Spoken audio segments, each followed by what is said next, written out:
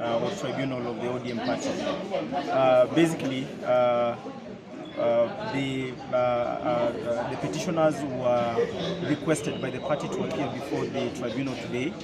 But suffice to say that on Friday of last week, the same petitioners had approached the political parties dispute, the political parties dispute tribunal, and obtained interim orders stopping the announcement of the results of the impugned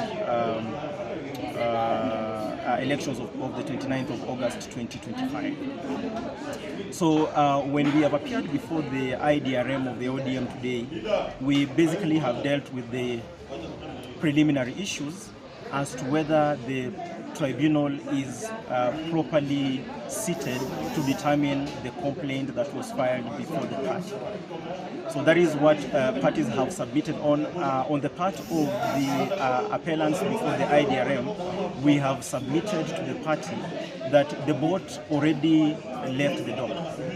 When a complaint was filed before the party and the party did not give a determination on that particular complaint within the 5 days that is required by their very own rules, the complainants had the leeway to approach the PPDT to have their issues determined.